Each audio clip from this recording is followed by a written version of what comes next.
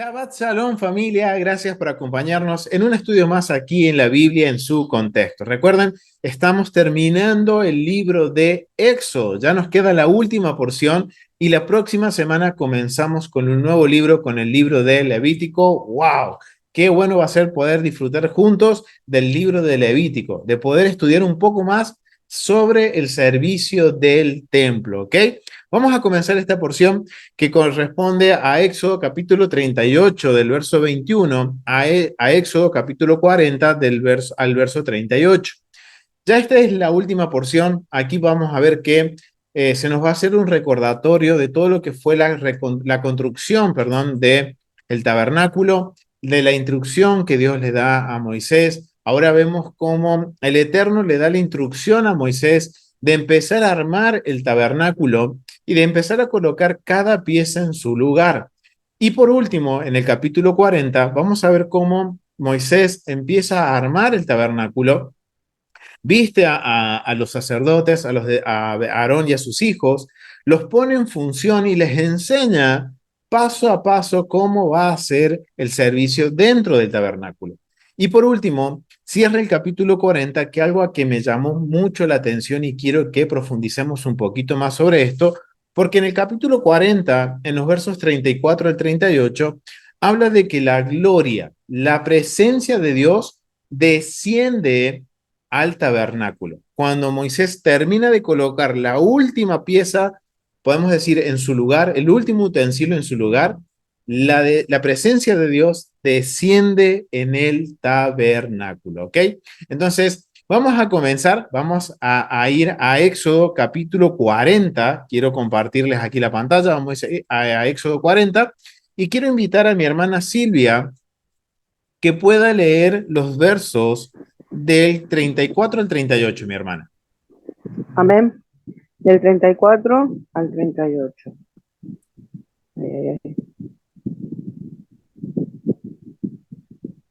Versículo 34 al 38. Exactamente, sí, mi hermana. Del capítulo 40 de Éxodo. Ah, ¿cómo lo está acá? Perdón, ¿eh? Shabbat Shalom a toda mi querida familia, Mishpajá del camino. ¿Dónde está el 40? Éxodo 40. Del 38, ¿no, hermanito? Sí, No, sí, 30, 30, 34. 34 al 38. Sí, sí. Amén. Entonces la nube cubrió el tabernáculo del testimonio y la gloria de Yahweh llenó el tabernáculo. Moshe no pudo entrar al tabernáculo del testimonio porque la nube permaneció en ella y la gloria de Yahweh llenó el tabernáculo. Cuando la nube era levantada del tabernáculo, los hijos de Israel continuaban con todos sus viajes. Pero si la nube no era levantada, entonces ellos no viajaban de nuevo hasta el día que era levantada, porque la nube de Yahweh estaba sobre el tabernáculo durante el día y fuego estaba en la nube, ¿no? De noche, para que toda la casa de Israel la pudiera ver en todos sus viajes. Amén, amén. Muchísimas gracias, mi hermana. Wow, miren qué interesante, familia.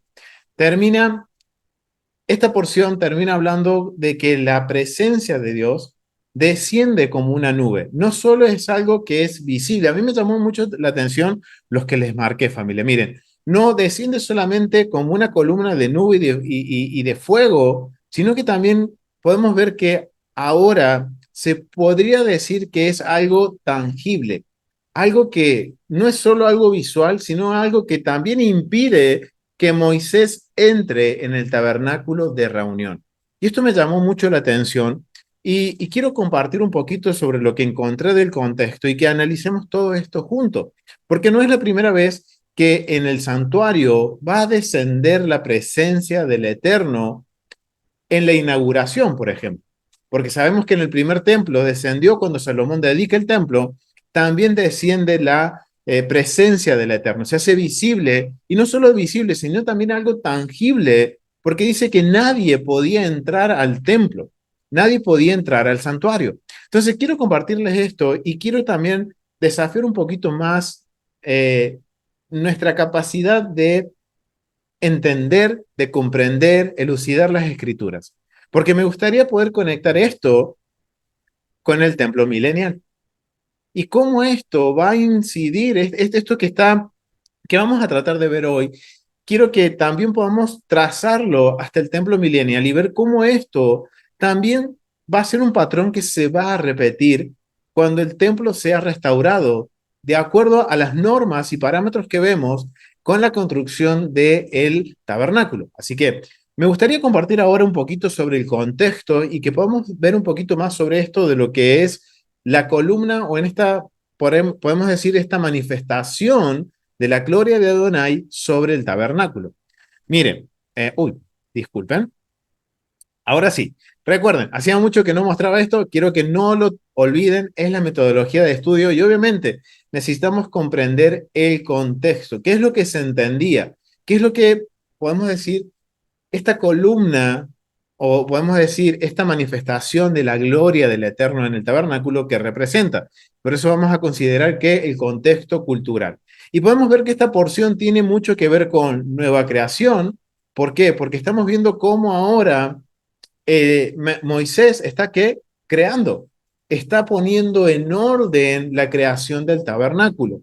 Y podríamos trazar un paralelismo entre Génesis capítulo 1 y 2 y el fin de la construcción del tabernáculo. Recuerden, Génesis 1:1 dice que la tierra estaba desordenada y vacía y que el Eterno empezó a, ¿qué? A poner orden. ¿Qué está haciendo Moisés justamente en esta última porción? Él está ordenando la creación que el Eterno había ordenado para crear un hogar, una casa en donde pueda habitar su presencia entre nosotros. Y eso es algo que tenemos que tener en cuenta. Así que ahora quiero compartirles lo que encontré sobre el contexto, y esto proviene del contexto cultural de Éxodo, de la enciclopedia Zondervan, ilustrada sobre el contexto cultural, y miren lo que dice, Gloria del Señor, capítulo 40, verso 34. Varias instancias a lo largo de Éxodo, por ejemplo, 16:10 y 34:5, han dejado claro la manifestación visible de la presencia de Adonai a menudo ocurre en forma de una nube. Dado que los israelitas concebían a Adonai como invisible, necesitaban una entidad visible, un recordatorio o símbolo que pudiera ser visto por el ojo humano para asegurarles que Adonai estaba realmente presente con ellos. Esa entidad visible a menudo se refiere en el Antiguo Testamento como la gloria de Adonai, Isaías 40, verso 5. Ahí anoten todos estos versos, porque no vamos a ir a verlos, sino que los tómenlo en nota y profundicen, validen la información. Familia, no me crean nada, valídenlo todo. Entonces, dice que también esto, la manifestación del Eterno, es también conocido como la gloria de Adonai. Eso lo vemos en Isaías capítulo 40, verso 5. Por ejemplo, afirma que es la gloria del Señor la que toda la humanidad junta verá. ¡Wow! Y este es un comentario que me hizo hacer una conexión con el templo milenial, porque vamos a analizar qué dicen los profetas sobre el templo milenial. Y miren justamente lo que dice Isaías, que la gloria del Señor la verá toda la humanidad junta, la verá. ¡Wow! Entonces es algo que se va a repetir. De acuerdo, vamos a ver que de acuerdo a los profetas, es algo que en el fin de los tiempos y comienzo del milenio lo vamos a ver. Entonces, tengamos esto en mente, familia, y sigamos viendo qué dice el comentario. Una vez que se complete la construcción y disposición del tabernáculo en Éxodo, la gloria de Adonai en forma de una nube llena todo el lugar que Moisés ni siquiera podía entrar en él. Capítulo 40, verso 35. Parece, por lo tanto, haber sido algo más que algo que simplemente se podía ver, podía ser percibido de otras maneras. En un punto en Éxodo, la gloria se llama un fuego consumidor. Capítulo 24, verso 17. Tomen nota de eso. La gloria de Adonai era tranquilizadora e inspiradora de miedo al mismo tiempo. Wow, recuerden, la Biblia fue escrita para nosotros, pero no fue dirigida a nosotros. Entonces tenemos que entender que hay un contexto cultural, hay un contexto en el cual por qué el Eterno usa este tipo de manifestación con el pueblo. Porque recuerden que el pueblo de dónde salía, de Egipto. estaba cautiverio y que hemos determinado durante todo lo que hemos podido estudiar de Éxodo, que Israel tenía un sincretismo en su forma de ver el mundo con los egipcios. Entonces, ¿qué está haciendo el Eterno? Marcando precedentes contraculturales, en donde le está diciendo básicamente a Israel, hey, el mundo no es como los egipcios lo enseñan, sino que para ustedes los israelitas tiene que tener otra perspectiva. Y en donde solamente adoran a un solo Dios, y este Dios se está manifestando, Adonai se está manifestando, el Eterno se está manifestando a su pueblo para que lo conozca. Entonces esto es bien interesante. Y entonces ahora cuando Israel ve esta columna, o podemos ver esta manifestación de la gloria, yo tengo columna porque me imagino la columna de nube y de fuego que acompañaba a Israel desde la salida de Egipto. Pero esto dice que fue algo más, podemos decir, impresionante, porque no solo era algo visible, sino que era algo que, como dice en el capítulo 24, era fuego consumidor. Repitan conmigo, fuego consumidor. Era algo que podía hacerse tangible y que obviamente generaba, dice el comentarista, generaba tranquilidad, porque obviamente recuerden que los israelitas iban seguros con la columna de nube y de fuego, pero también inspira respeto, inspira temor, dice.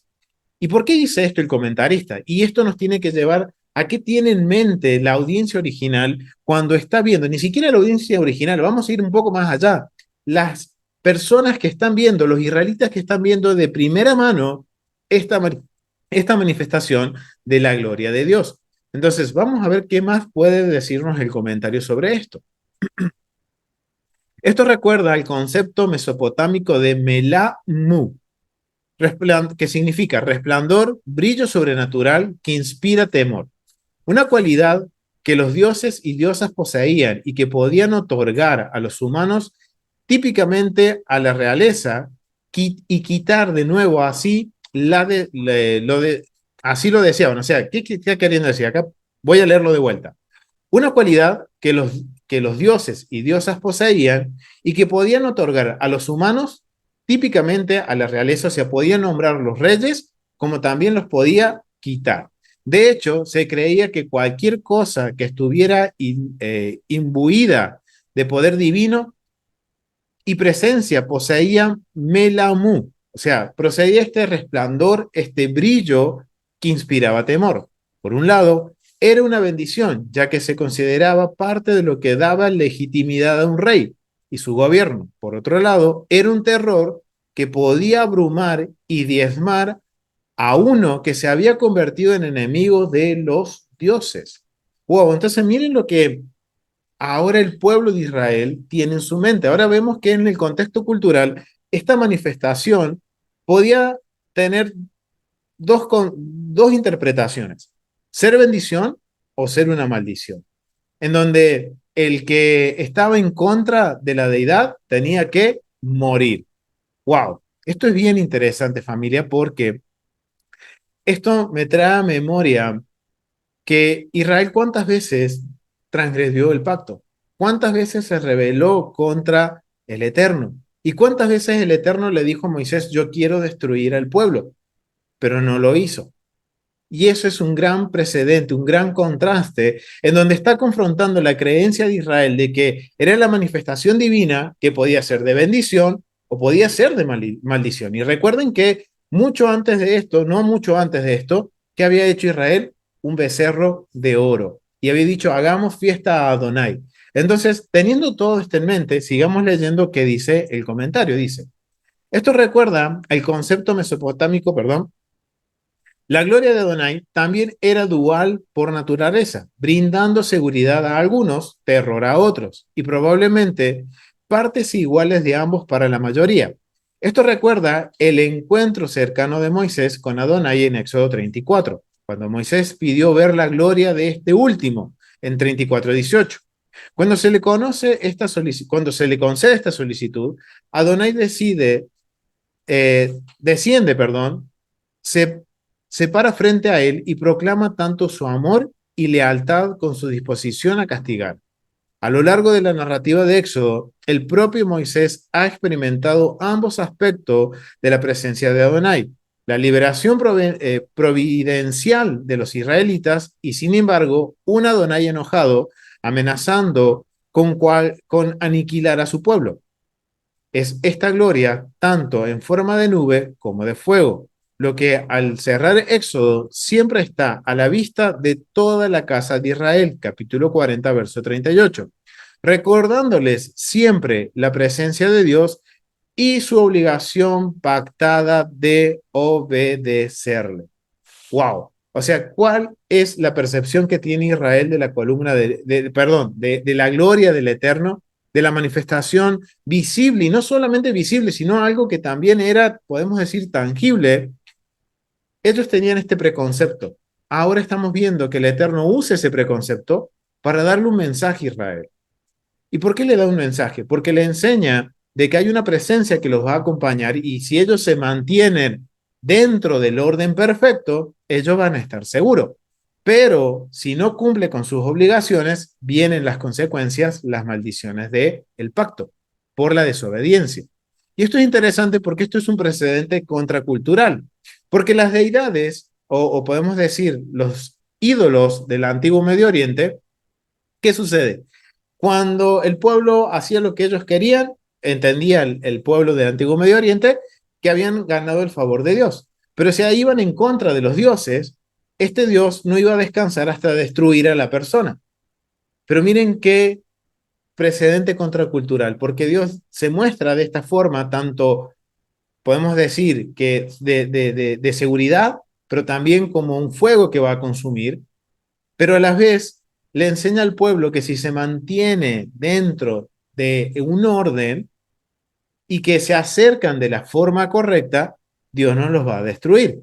Y esto nos da pie al inicio de Levíticos capítulo 1, porque en Levíticos empieza hablando de qué, de cómo el pueblo se iba a acercar a Dios. ¿Por qué? Porque ahora esto era como un problema, porque quién iba a poder entrar al tabernáculo a ministrar al servicio del Eterno? Nadie. Pero el Eterno dice, ok, vamos a hacer un precedente contracultural.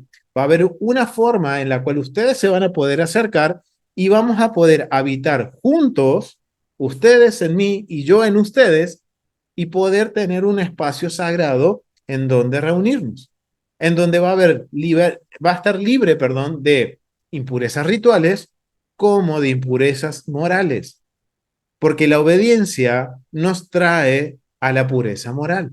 Y eso es lo que está enseñando esto de que vemos que ahora la gloria del Eterno no solo es visible, sino que también es algo que se puede tocar y que no está dejando que ingrese, por ejemplo, Moisés al templo. Pero esto también sucede en el primer templo, porque cuando desciende la gloria del Eterno, tampoco nadie puede entrar al primer templo hasta que hacen todos los protocolos para acercarse a Dios. Esto es bien interesante. Esto a mí me llama mucho la atención porque marca un precedente cultural, pero también hay una pregunta que a mí me surge. Es por qué la gloria del Eterno desciende sobre el tabernáculo y sobre el primer templo. ¿Ustedes qué creen, familia? ¿Por qué? ¿Por qué desciende la gloria? ¿Qué es lo que hace que la gloria del Eterno descienda al tabernáculo? ¿Qué es lo que ustedes creen? Acá dice nuestra hermana Rosario, la obediencia del pueblo. Aquí están diciendo que está complacido, ok, pero ¿complacido de qué? ¿De qué está complacido el Eterno? ¿Por qué? Muy bien, mi hermana, porque dice que, acá la hermana Rosario dice que se complació en lo que él pidió. Exactamente, mi hermana Ofelia, con lo que él mandó. Se hizo todo conforme a lo que él mandó. O sea que Moisés y el pueblo, y recuerden, los artesanos que trabajaron en la construcción del tabernáculo, hicieron todo conforme a qué? Al modelo. ¿Y cómo sabemos esto? Miren, cuando nosotros leemos Éxodo 40, versos 16, ¿qué dice? Miren, vamos a ir a la Biblia, vamos a ir a la Biblia y vamos a validar cuántas veces en esta porción se dice que todo se hizo conforme al modelo. Vamos a ir a Éxodo capítulo 40, verso 16. Y miren lo que dice el verso 16. Éxodo capítulo 40, verso 16 dice, y Moisés hizo conforme a todo lo que Adonai le mandó. Tengamos en mente eso. Vamos al capítulo 39, verso 31, dice lo siguiente. Y pusieron en ella un cordón de azul para colocarla sobre la mitra por arriba, como Adonai le había mandado a Moisés. Y ahora vamos, capítulo 39, verso 42, y dice, en conformidad, miren esto que interesante, en conformidad a todas las cosas que Adonai había mandado a Moisés. Así hicieron los hijos de Israel toda la obra. Y miren, verso 43. Y vio Moisés toda la obra. Y he aquí que la habían hecho como Adonai había mandado y los bendijo. En esta porción se está hablando que todo se hizo conforme al modelo. 4 veces se está marcando. Entonces, wow, familia, es interesante. Es interesante que se está diciendo varias veces y se está reiterando varias veces que se ha hecho conforme al modelo. Todo conforme al modelo que el Eterno le dio a Moisés. Entonces, ahora vemos que para que la presencia de Dios, la gloria de Dios, descienda sobre el santuario, tiene que haber un patrón. ¿Y cuál es ese patrón? Que todo se haga conforme al modelo. Ahora yo les pregunto, familia, ¿conocemos ese modelo? ¿Conocemos ese modelo para que la presencia del Eterno descienda sobre el tabernáculo? Sobre... Si estudiamos, sí, exactamente, mi hermana, pero es una pregunta que quiero que la tengan en mente. ¿Por qué? Porque cuando vemos ahora, vamos a ir hasta el primer templo. Quiero que vamos a segunda de Crónicas, vamos a ir a segunda de Crónicas. Vamos a ir a segunda de Crónicas, capítulo 7,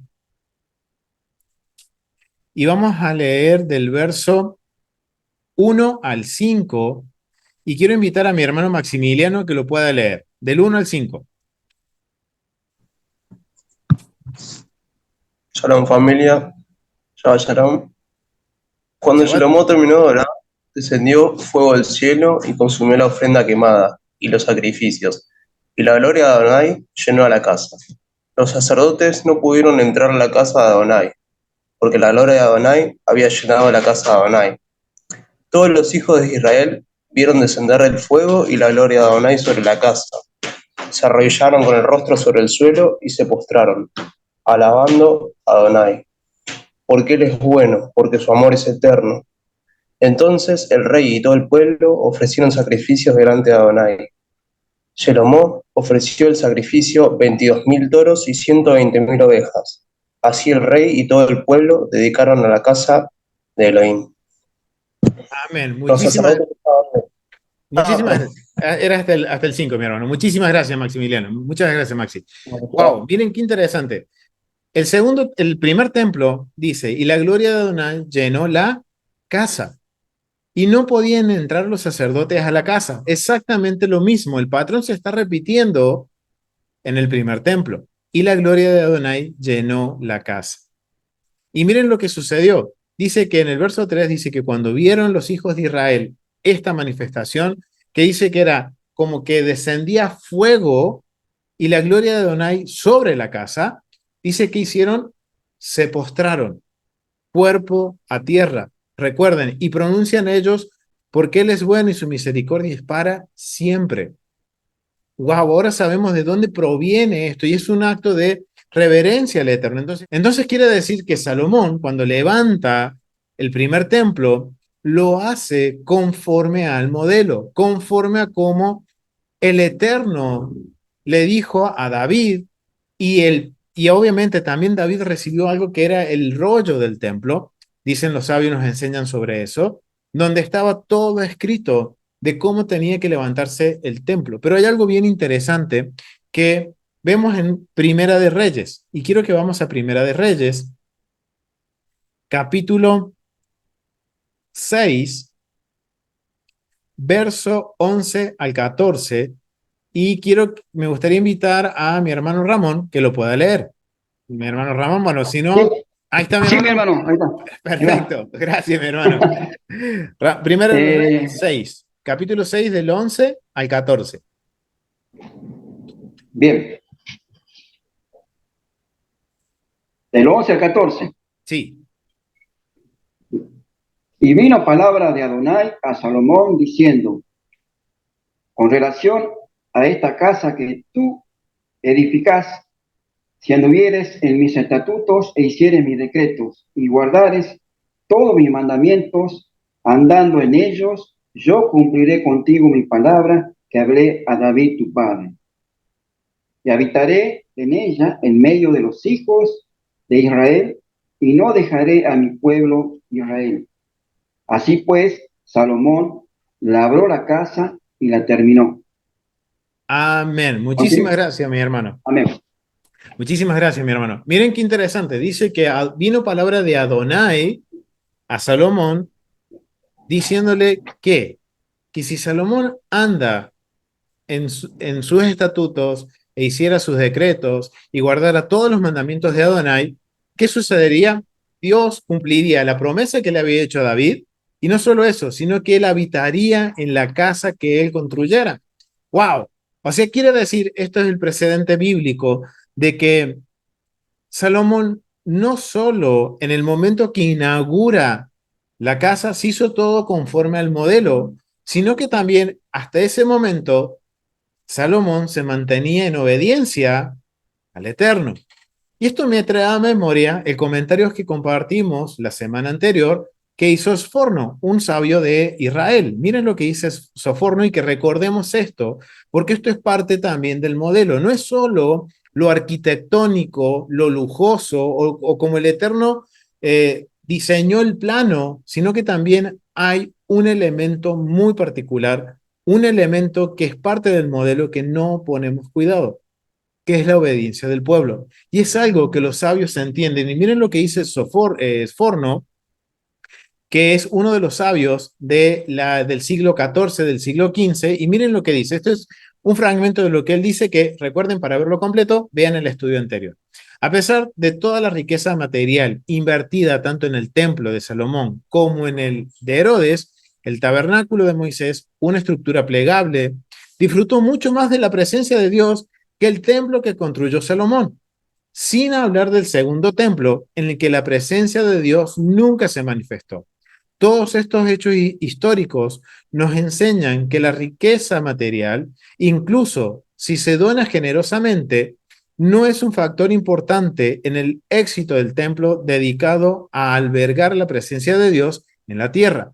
La presencia de Dios en dicho templo depende de su aprobación del estilo de vida de los judíos de Israel que han construido el templo para él. Y miren, ¿cuál es la conexión que podemos hacer?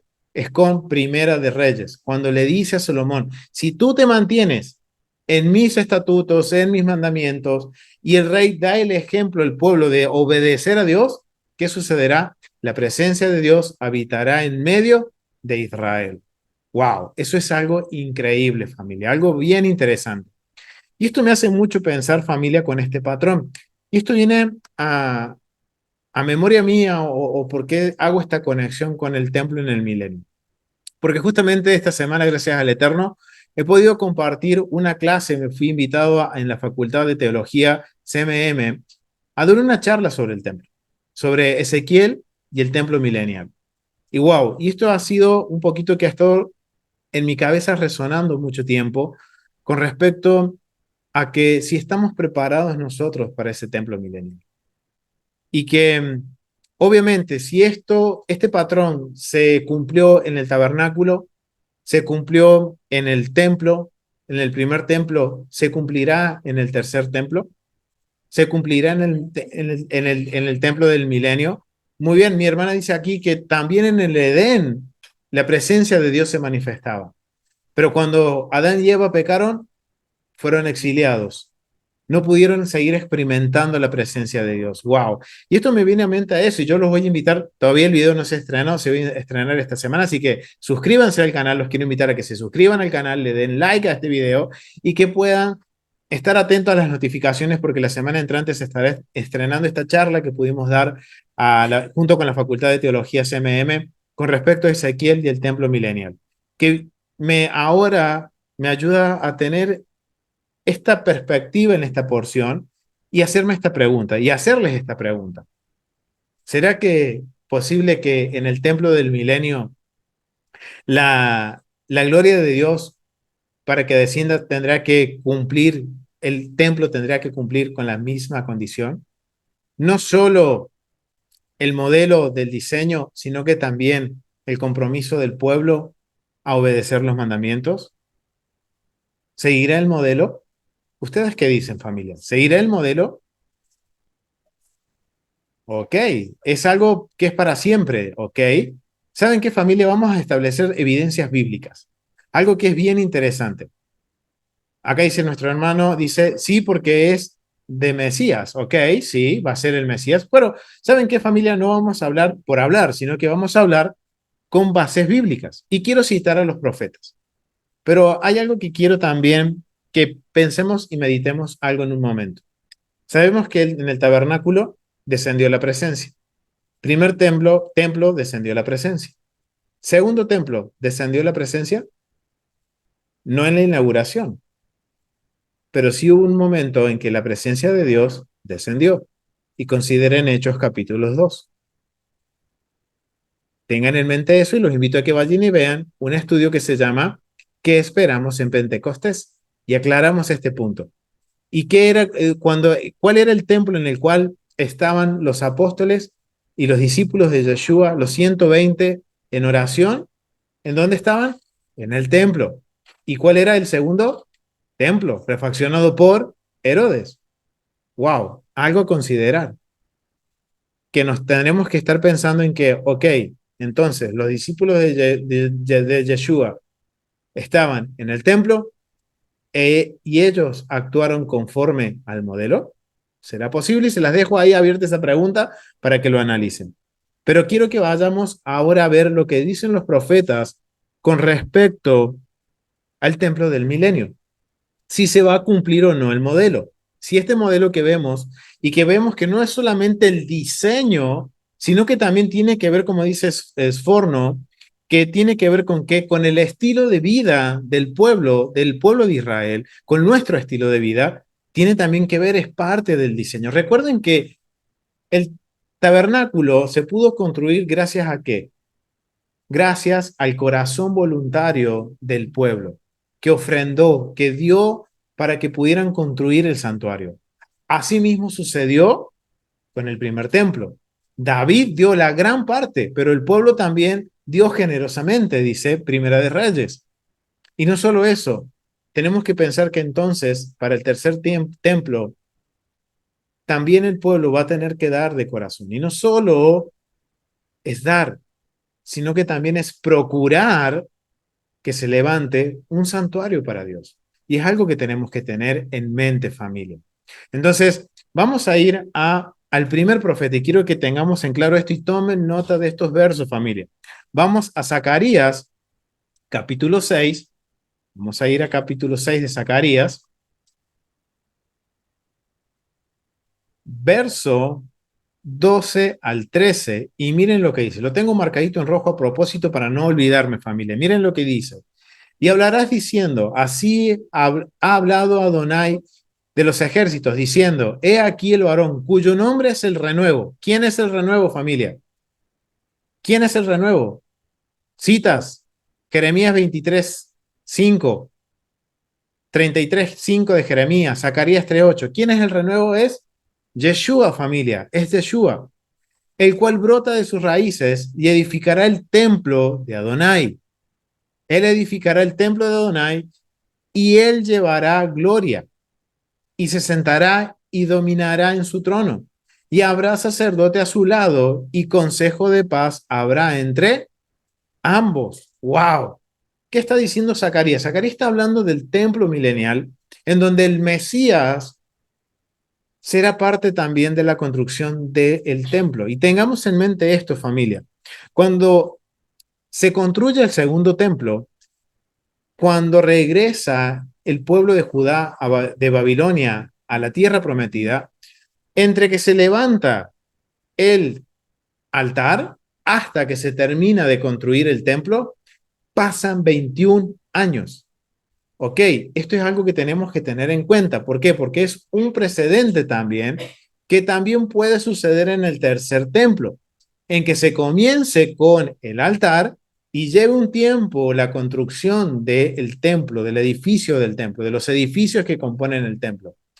Pueden pasar 21 años, que entre el altar y el fin de la construcción del templo, ahí estaría el Mesías reinando. Y él sería quien terminaría de ejecutar la obra. De acuerdo a lo que nos está diciendo Zacarías capítulo 6 del verso 12 al 13.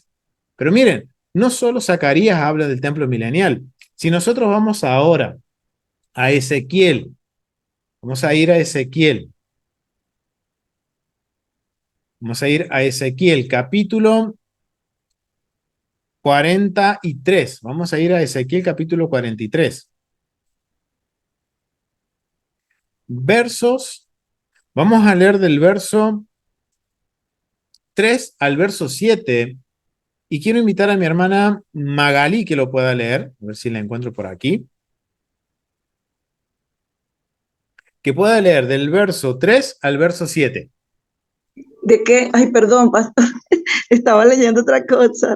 Tranquila, mi hermana. Zacarías, perdón, Ezequiel capítulo 43. Ay, ya lo busco. Ezequiel. Y vamos a leer del verso 1 al verso 7. Oh, ya, déjeme buscarlo. Ezequiel 6:5. Ezequiel. Capítulo 43, del verso 1 Ajá. al 7. Ok, disculpe, pastor. Sí, tranquila, mi hermana. Después el hombre me llevó de regreso a la puerta oriental. De pronto la gloria del Dios de Israel apareció desde el oriente. El sonido de su venida era como el rugir de aguas torrentosas y todo el paisaje resplandeció con su gloria. Esta visión fue igual a las otras que yo había tenido. Primero, junto al río Quebar, y después cuando el Señor vino a destruir Jerusalén. Caí con el rostro en tierra y la gloria del Señor entró al templo por la puerta oriental. Luego el Espíritu me levantó y me llevó al atrio interior, y la gloria del Señor llenó el templo. Entonces oí que alguien me hablaba desde el interior del templo, mientras el hombre que tomaba las medidas se ponía a mi lado. El Señor me dijo: hijo de hombre, este es el lugar de mi trono y el lugar donde pondré los pies. Viviré aquí para siempre entre los israelitas. Ni ellos ni sus reyes volverán a profanar mi santo nombre, cometiendo adulterio al rendir culto a otros dioses y honrando las reliquias de sus reyes ya muertos. Amén. Amén. Muchísimas gracias, mi hermana. ¿Qué versión estás leyendo de Biblia, mi hermana? La nueva traducción viviente. Wow. Esa es mi... Sí. Qué increíble versión. Porque Hermosa. es bien clara y dice el templo. ¿Qué visión estaba teniendo Ezequiel en el capítulo 43 del templo en el milenio? Y él está, miren lo que está diciendo Ezequiel. Dice que él en la visión veía como en este templo la gloria de Dios entraba viniendo del oriente.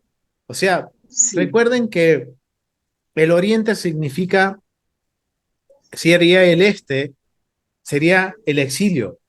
O sea, es la presencia de Dios volviendo a la tierra, volviendo al templo, entrando por el oriente, y es la gloria de Dios. Verso 4, y la gloria de Adonai entró en la casa por esta puerta. Y dice que esta casa fue llena de la gloria de Dios. Wow, familia. Qué interesante esto. Y no conocía no había leído esa versión. Y wow, y esa versión es bien clara porque está hablando del templo. En la Reina Valera dice la casa, que es otro término para el templo, pero cuando lo ves en una versión que dice claramente el templo literalmente, no hay escapatoria. Está hablando de un tercer templo físico que se va a levantar en el milenio y que la gloria de Dios lo va a llenar. Y miren, y Zacarías está viendo eso. Y no solo eso, sino que también escucha que le dice la presencia de Dios, le dice, hijo de hombre, este lugar va a ser mi trono. Y en ese lugar, dice, será la planta de mis pies, en la cual él habitará con los hijos de Israel para siempre.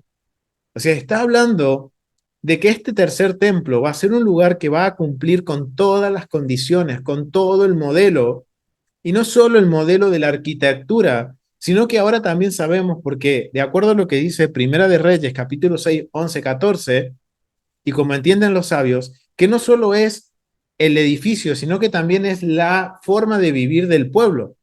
Es decir, si Dios dice que va a vivir para siempre entre los hijos de Israel en ese lugar, quiere decir que el pueblo va a caminar de acuerdo a la voluntad del Padre. El estilo de vida que vamos a llevar en el milenio tiene que ser conforme a qué?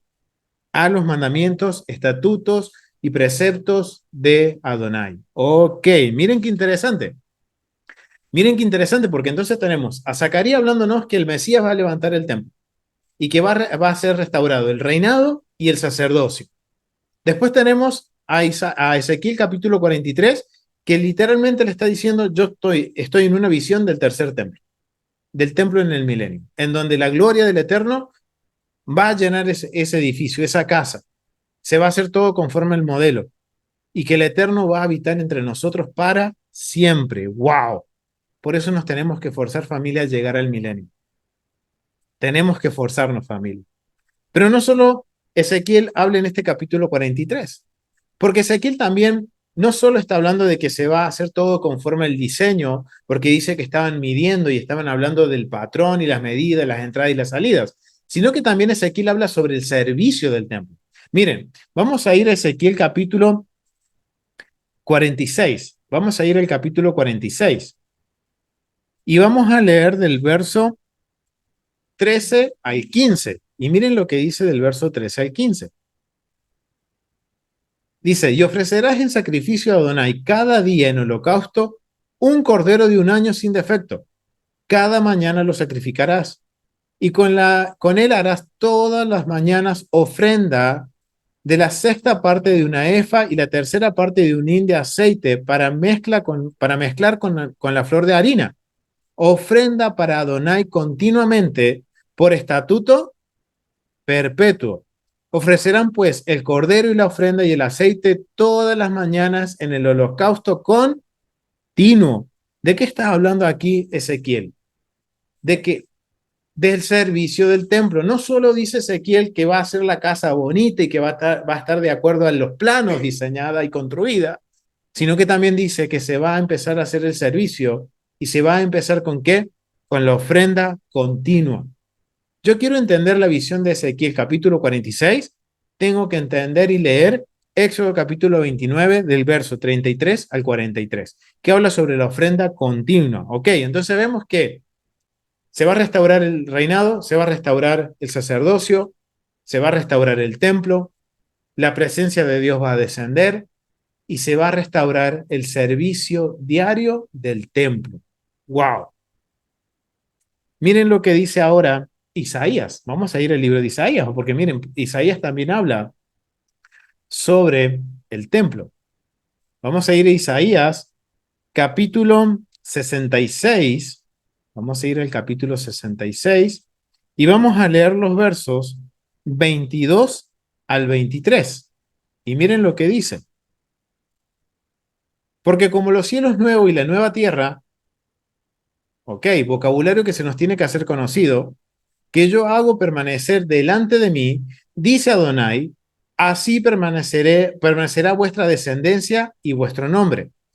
Y de mes en mes, y de día de reposo en día de reposo, vendrán todos a adorar delante de mí, dijo Adonai. Ok, miren, ¿a qué se les hace acordar la primera partecita? Que dice, porque como los cielos nuevos y la nueva tierra. ¿Qué se les viene a la mente, familia? Ok, miren, versos, vamos a volver a luego y miren las referencias. Miren, Isaías 65:17, Segunda de Pedro 3:13, Apocalipsis 21:1. Wow, miren cómo Isaías tiene una visión de el tercer templo, en donde dice que en el tercer templo no solo se va a restaurar la ofrenda diaria, sino que también que se tiene que restaurar la ofrenda de las lunas nuevas, el comienzo de mes y la ofrenda de todos los días de reposo. Tengo que considerar entonces, para entender el capítulo 66 de Isaías, tengo que leer Números capítulo 28 del 9 al 15, que habla sobre las ofrendas de Shabbat. O sea que el servicio se está restaurando por completo. Si hay ofrenda diaria, va a haber ofrenda de Shabbat y de luna nueva. Y miren las conexiones. Juan está teniendo la misma visión en Apocalipsis. Segunda de Pedro 13:13 dice lo siguiente. También está hablando de lo mismo. Está hablando de lo mismo. Wow, interesante. Algo a tener en cuenta, familia. Entonces vemos que no solo Ezequiel, no solo Zacarías está hablando del templo milenial, sino que también Isaías. Y ahora quiero que volvamos a Zacarías. Vamos a volver a Zacarías. Y vamos a ir al capítulo 14. Capítulo 14, verso 16 al 19. Y quiero invitar a la familia Peloc que lo puedan leer.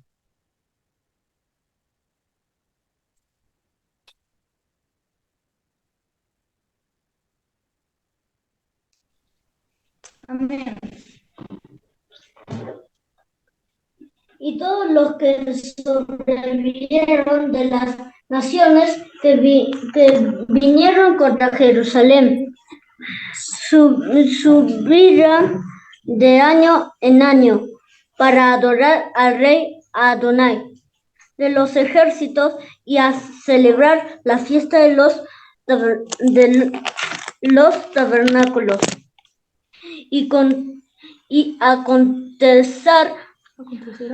acontecerá que los de las familias de la tierra que no subieran a Jerusalén para adorar al rey Adonai de los ejércitos, no vendrá sobre ellos lluvia. Y si la familia de Egipto no subiere sobre ellos, habrá lluvia, vendrá la plaga que Adonai herirá las naciones que no subieren a celebrar la fiesta de los tabernáculos. Esta será la pena de Cristo y del pecado de todas las naciones para celebrar la fiesta de los tabernáculos. Amén. Amén. Muchísimas gracias, Bauti. Muchísimas gracias. Miren qué interesante. Zacarías está hablando de qué? De que no solo es la ofrenda diaria, no solo es la ofrenda de las lunas nuevas, no solo es la ofrenda de Shabbat, sino que también las fiestas. Y está hablando de la fiesta de tabernáculos. Y dice que todos los que sobrevivan de las naciones, o sea, quiere decir que antes de la restauración del templo va a haber un gran caos. Dice, los que sobrevivan de las naciones subirán año en año a adorar al rey de los ejércitos, a Adonai de los ejércitos, a celebrar la fiesta de tabernáculos. O sea, que también se está hablando de la restauración de el servicio de las festividades. ¡Wow! Entonces quiere decir que este tercer templo que se va a levantar en el milenio no solo se va a hacer conforme a las medidas, sino que también se va a hacer conforme al servicio del templo y se va a restaurar tal cual como el Eterno ha ordenado que sea el servicio en su casa. Y miren, aquí está hablando de un templo literal. Durante el milenio tendremos que ir y subir en cada fiesta 3 veces al año a presentar nuestras ofrendas, nuestros diezmos y nuestras primicias al templo. ¿Y qué pasa si no subimos? no habrá lluvia. ¿Y eso de dónde proviene, familia? ¿De dónde proviene eso? De las maldiciones del capítulo 29 de Deuteronomio. Es por la desobediencia. Y miren, el tercer templo va a ser para que todas las naciones del mundo, incluyendo Israel, tengan que subir. ¡Wow! Eso es interesante, bien interesante. Me llama mucho la atención eso. Entonces vemos que esta porción tiene una relación con el primer templo, tiene una relación con el templo en el milenio, y esto me pone a pensar mucho en los acontecimientos que muy probablemente veremos que sucederán en los próximos tiempos. Tengamos en mente que hay muchas cosas que quizás ante nuestros ojos recién ahora nosotros nos estamos maravillando de que esté tan avanzado esto de que se quiera construir el tercer templo. Nuestros hermanos mayores ya vienen hace años, Judá viene trabajando en pos de esto. Ahora yo les pregunto, familia, y quiero hacerles esta pregunta. Ahora que tenemos el precedente de que la gloria del Eterno desciende cuando el modelo está completo, y el modelo no solo es arquitectónico, sino que también es en la forma de vivir del pueblo, desciende la gloria del Eterno. Fue lo que sucedió en el tabernáculo, fue lo que sucedió en el segundo templo, y es lo que probablemente sucedió en el segundo templo en Pentecostés, y que va a suceder en el tercer templo de acuerdo a Zacarías, de acuerdo a Ezequiel, de acuerdo a Isaías, que la presencia de Dios se va a volver a manifestar, pero esta vez dice que es para siempre. ¿Será posible que si todo se alinea, que si todos los acontecimientos que pueden llegar a surgir desde los próximos meses en adelante, y voy a hablar sobre la vaquita roja? Sabemos que hay una vaca roja que no se ha descalificado, hay mucho silencio, pero ¿se han puesto a pensar, familia, que si realmente todo se alinea y se cumple, estamos preparados para eso? ¿Estamos realmente preparados para que el modelo se complete? ¿Conocemos el modelo? Yo quiero que mediten en eso, familia. Porque muchas veces, ok, sí, Baruch Hashem, la vaquita roja, ok, sí, sucede lo de las aguas de purificación, Números capítulo 19. Ahora, ¿nosotros estamos preparados para dar esos pasos? ¿Estamos preparados para que el modelo del templo se complete? Es algo que tenemos que meditar, familia, y que roguemos que el Eterno halle gracia en nosotros y nos permita poder ser parte y estar preparados a tiempo. Pero depende de nosotros, familia. ¿Qué vamos a hacer? ¿Nos vamos a preparar o me voy a dormir en los laureles? ¿Me voy a quedar mirando cómo pasan las cosas y yo no hacer nada? Familia, es algo que tenemos que meditar, algo que yo quiero invitarlos a que mediten, familia. ¿Estamos preparados? ¿Sabemos el modelo? ¿Sabemos cómo ser parte del modelo?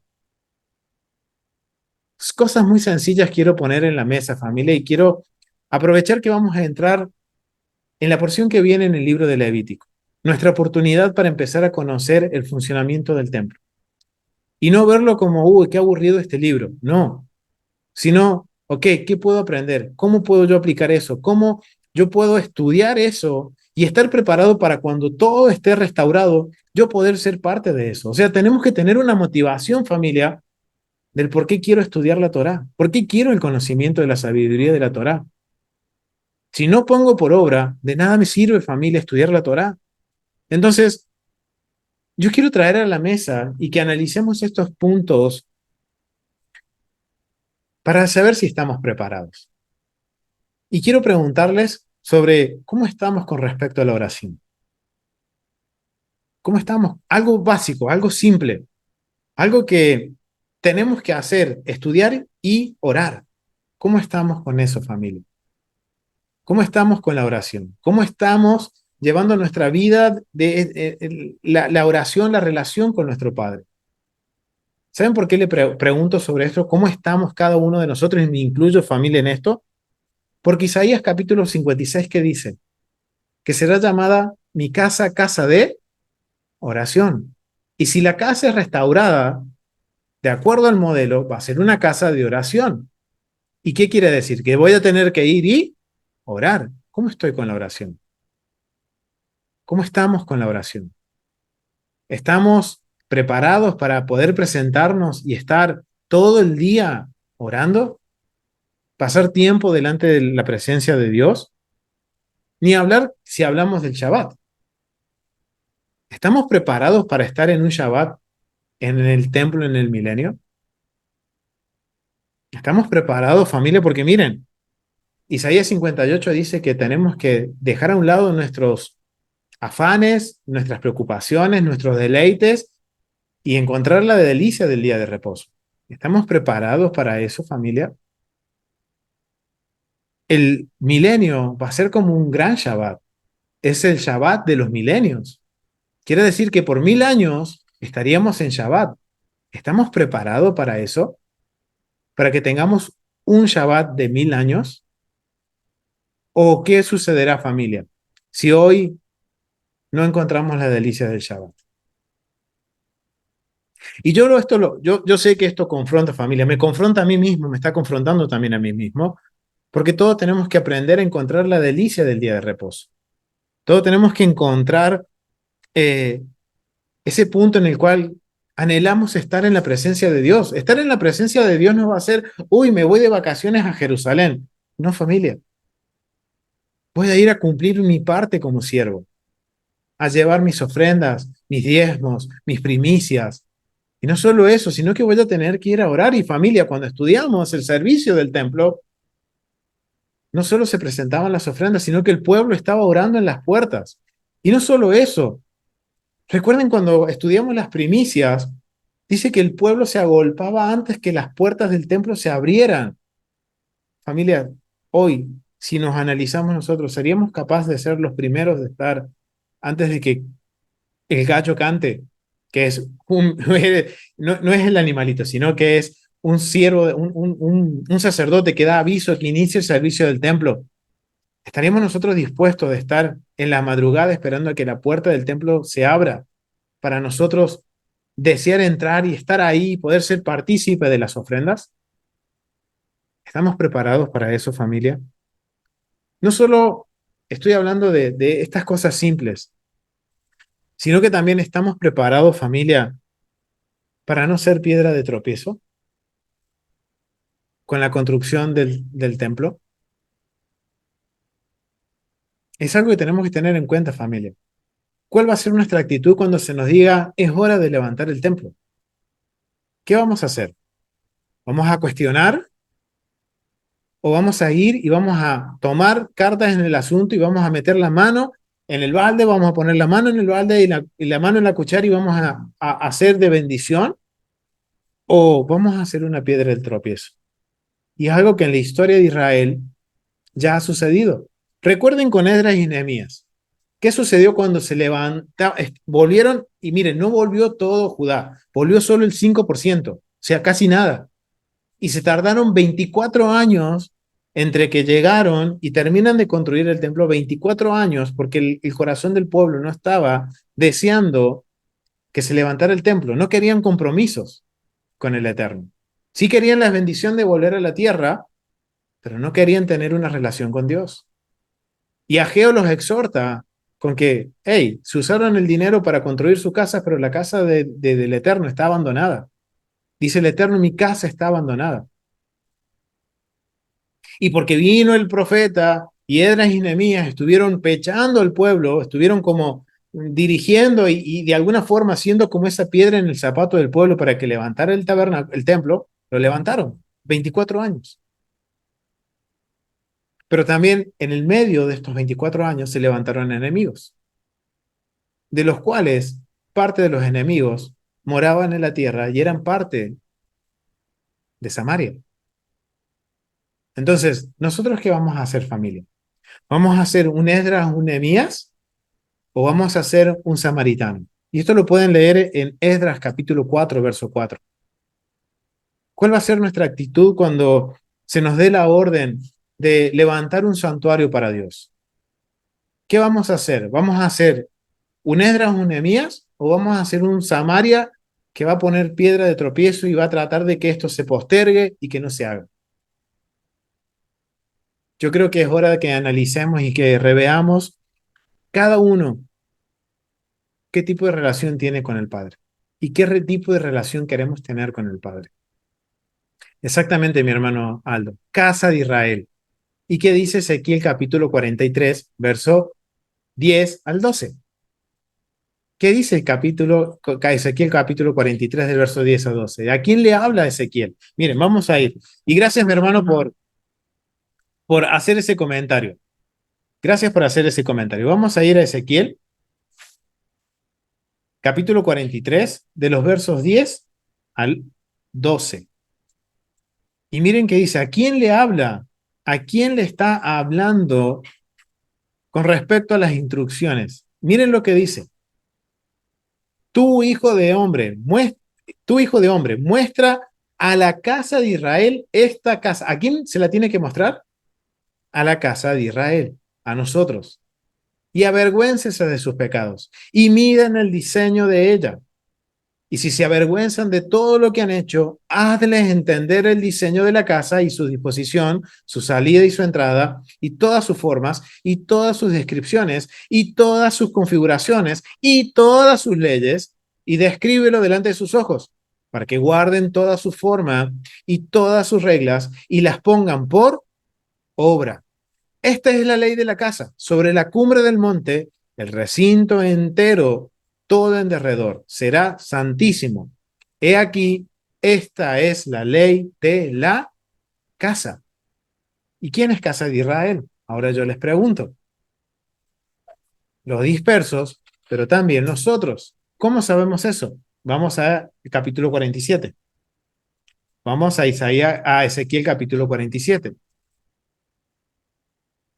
Y miren lo que dice. Vamos a leer. Me gustaría que mi hermano Ofelia Lidia, si se encuentra, a ver si está mi hermano Ofelia Lidia.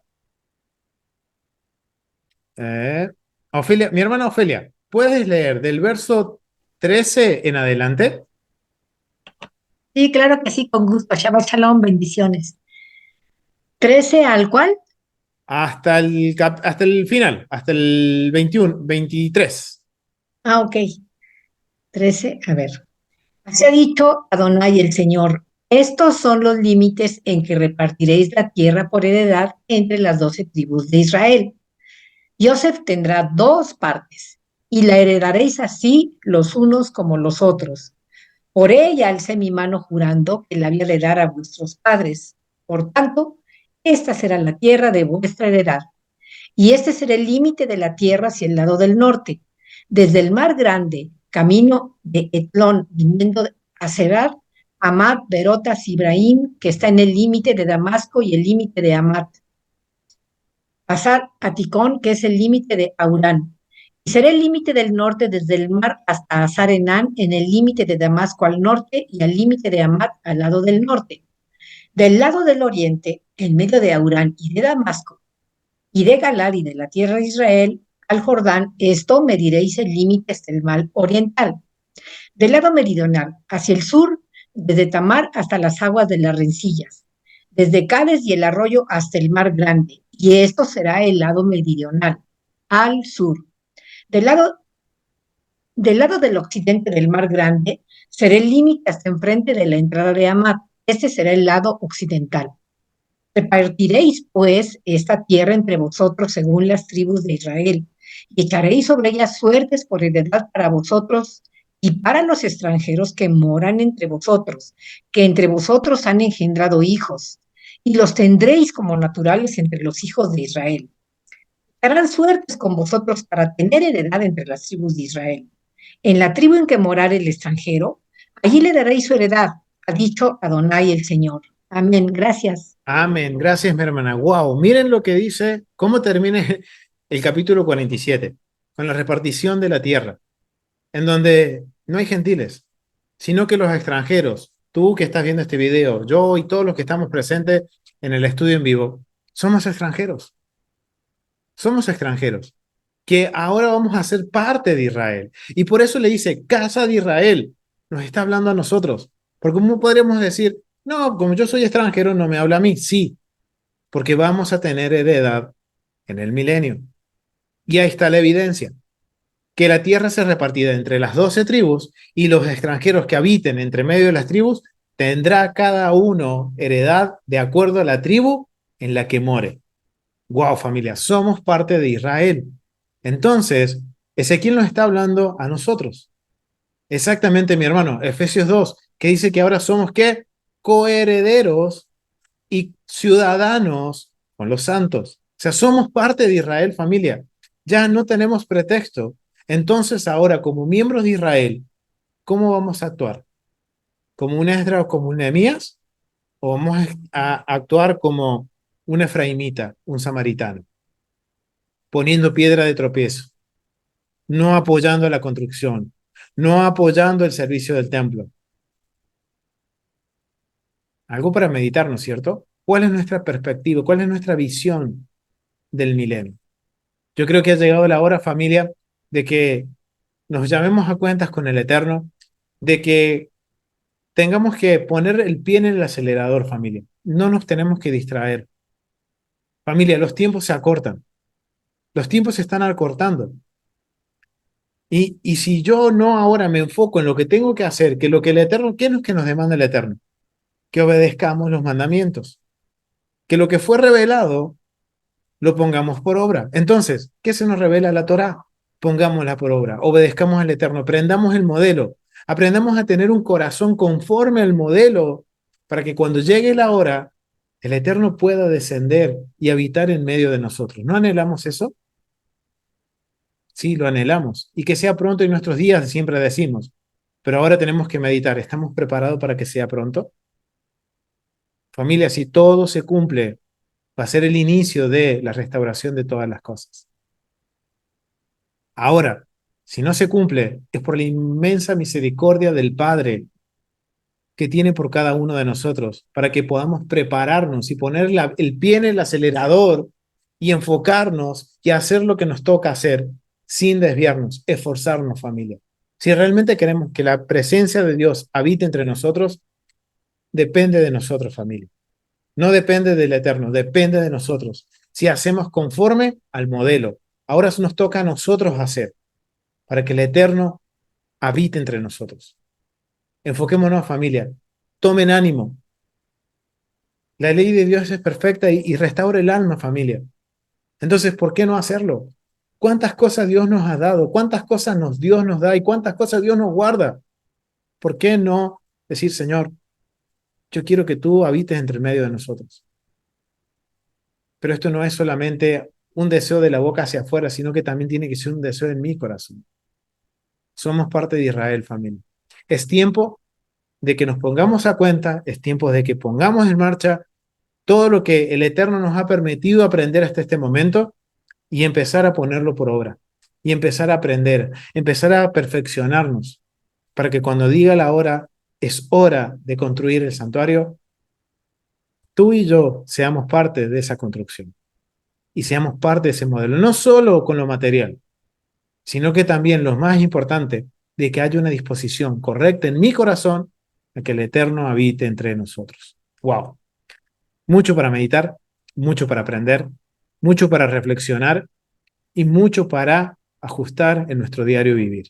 Así que lo vamos a dejar hasta aquí, familia. Ha sido un gusto poder compartir esta última porción del libro de Éxodo. La semana entrante, el Eterno nos permita, continuaremos con el libro de Levítico, así que los invito a que se suscriban al canal para que estén atentos a todas las notificaciones, compartan los videos, compartan las enseñanzas para que muchos puedan conocer de este mensaje de que es el Evangelio de Dios, del Eterno, proclamado por Yeshua y el pacto eterno que hizo con su pueblo Israel. Y no solo eso, familia. Si quieren ser parte de los estudios en vivo que estamos realizando, pueden enviarnos un mail, también va a estar en la cajita de descripciones, para que se contacten con nosotros y que puedan también ser parte de los estudios como están siendo hoy nuestros hermanos en el día de Shabbat, estudiando la porción cada semana. Así que familia, ha sido un gusto, nos vemos en el próximo capítulo del libro de Levítico. ¡Wow! Un desafío, familia, porque es hora de empezar a estudiar el servicio, el modelo del templo y aplicarlo a nuestras vidas. Así que familia, los invito a que nos acompañen en la próxima serie de Levítico en contexto y mandamiento. Shalom familia, bendiciones.